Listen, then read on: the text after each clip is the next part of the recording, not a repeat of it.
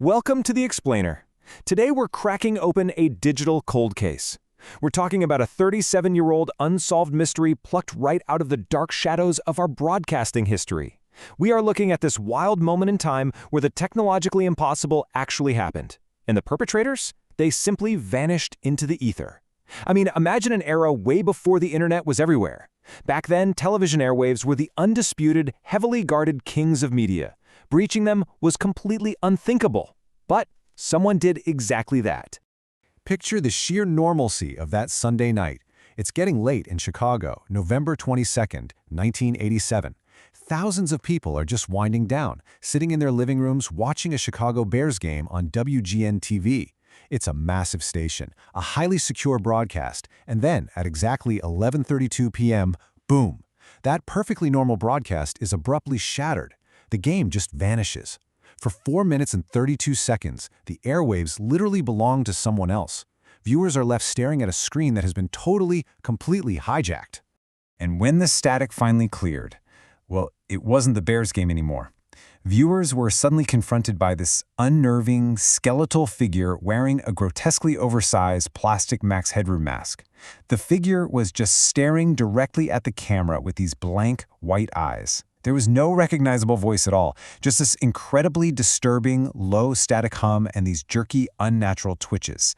It was like a digital ghost, broadcasting straight into thousands of homes, entirely unauthorized. Okay, let's dive into this. Section 1. The impossibility. It was essentially a locked room in the sky. To really grasp why this hijacking is so terrifying, you have to realize that officially, this was physically impossible.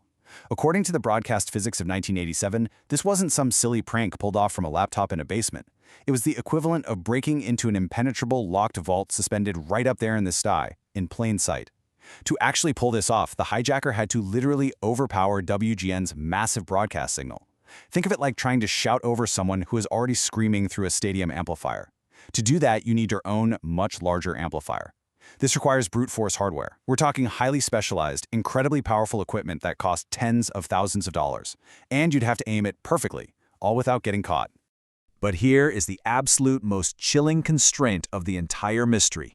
Shortly after hitting WGN, the rogue signal simultaneously struck a completely different station, WTTW, right smack in the middle of a Doctor Who broadcast. Now, WGN and WTTW operated on entirely different broadcast frequencies. They used completely different transmission towers and completely different security systems.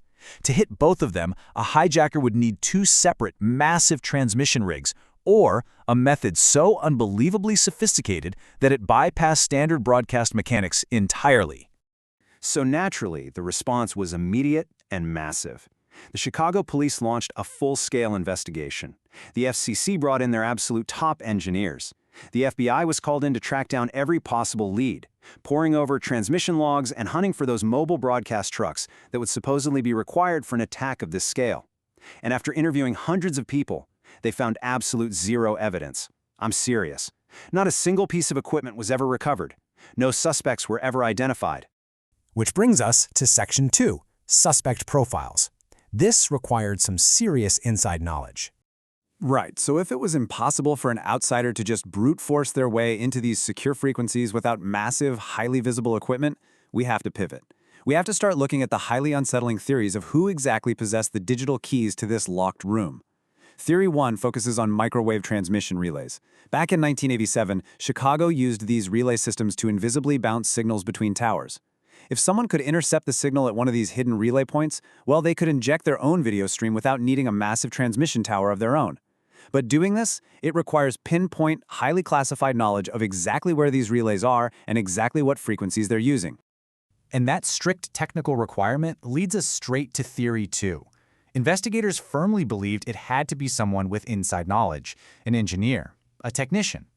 This points a very uncomfortable finger at a rogue, maybe disgruntled broadcasting employee, someone who actually worked within the Chicago television infrastructure, who knew exactly where the armor was weak and precisely how to slip a rogue signal right through the cracks. But there is a third theory here, and frankly, it is by far the most disturbing. What if this wasn't just a prank or an act of malice, but a deliberate vulnerability test? Some researchers believe the hijackers were actually broadcast engineers, demonstrating that the supposedly impenetrable infrastructure could, in fact, be deeply compromised. It was a dark proof of concept. And if that's true, it perfectly explains why they were never caught. They were potentially protected by their own connections right there within the broadcasting industry. Now, what's really interesting about this slide is the psychological element of this crime. That's what makes it endure, right? Why use Max Headroom? By 1987, Max Headroom was this massive cultural phenomenon, a totally recognizable commercial icon. Twisting that familiar corporate face into this silent, twitching, eerie broadcast made the violation feel deeply, deeply unsettling. It wasn't just a technical hack, it was a psychological one. Was it just someone being deliberately weird and creepy, or was it a stark warning about the artificiality and extreme vulnerability of the media we trust? Moving on to Section 3, the escalation. The target, WNBC, New York. Just as the dust seemed to finally settle in Chicago, the anomaly spread. Exactly 1 month after the Chicago incident, on Christmas Eve, December 24, 1987, the digital ghost materialized again. But this time, it struck WNBC in New York. The mystery completely altered its shape overnight. We were no longer dealing with some localized glitch in Chicago. The phenomenon had gone national, proving that this vulnerability was absolutely not isolated. But this New York broadcast, it was entirely different in tone. It wasn't just eerie, it was horrifying. A man's face appeared on screen, again wearing that plastic Max Headroom mask, but this time he was being physically beaten, struck repeatedly. The footage was chaotic, violent, and accompanied by someone literally screaming, alongside completely distorted, incoherent audio.